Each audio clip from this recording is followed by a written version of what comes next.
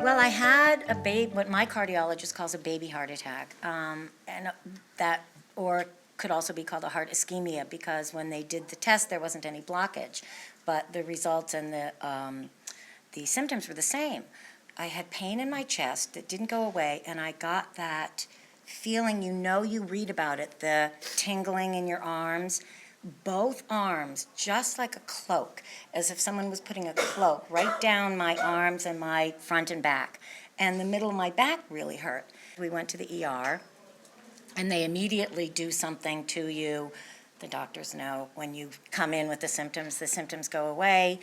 But they did a test that showed that I had high levels of troponin, which is an enzyme that's released when there's damage to the heart. The typical symptoms are what we consider as kind of heavy chest pressure, chest pain in the middle of the chest. It sometimes is quoted as feeling like an elephant sitting on your chest, may radiate to your jaw or arm, may be associated with shortness of breath, and it usually goes away with rest, or if you're given a medication called nitroglycerin, and it's worse with exercise.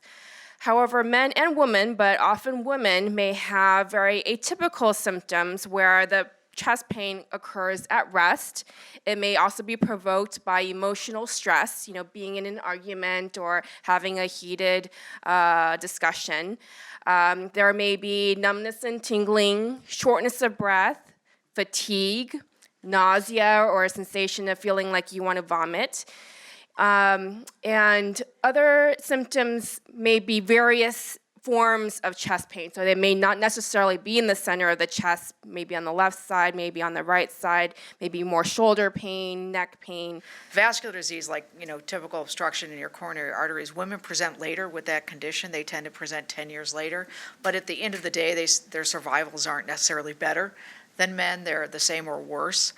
The symptoms are more vague, as has been discussed, but also the diagnostic yield of the traditional testing is less. And the reason for heart attacks, such as Pam described, tend to be a little more diverse. Most of them are due to blockages, but sometimes not, as her condition describes. So that doctors have a hard time with that because we don't have very good therapies for that type of heart attack. Strategies for controlling stress, meditation, Tai Chi, and these kinds of approaches, and they do have a very profound effects. We can not only see improvement in mood, but also improvement in memory. And when we do brain scans, we can actually see rewiring of the brain, that the brain neural circuits start working differently. Exercise, critically important. In fact, people will say, well, doc, should I do a crossword puzzle or go exercise? I'll say, exercise if that's all you have time to do, because we've have just tremendously compelling evidence that physical exercise not only protects your heart, it protects your brain. It gets your heart to pump oxygen and nutrients to your brain cells.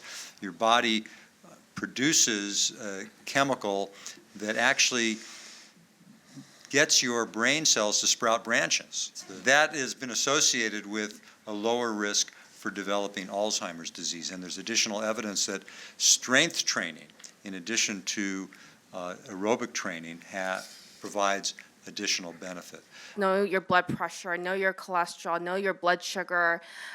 Those are probably the key tests that you need to have. But if you're having symptoms, or if you have a very strong family history or other risk factors for heart disease, and when I say family history, thinking of, if you have a mother or a first-degree relative who's had a heart attack younger than 60 years old, so at a young age, then there are further tests that you can do. Dementia is really kind of a generic term, but anytime somebody has a mental impairment, say memory impairment or confusion, and it interferes with their everyday life, they need help from others, that's dementia, okay, kind of a global term.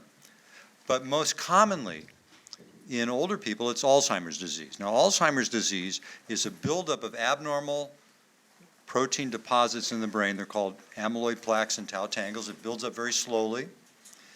And so you see the symptoms come on very gradually, and it literally robs people of their minds and is the most common cause of dementia. One of the reasons that women are more likely to develop Alzheimer's is that women live longer, and age is the greatest risk factor for developing Alzheimer's. Exercise, sleep is very big, and we're becoming even more aware of how important sleep is, not only to emotional state, but to vascular health. So I would say sleep, I would say be happy, I would say liberalize your diet, I would say exercise some, and just, kind of the basic, be sensible, don't ignore your symptoms, and kind of be proactive and alert around your health and those, that of others, because most women are taking care of some other people too, that they're here listening for advice about. So I would say this applies to the other people you're taking care of in your life as well.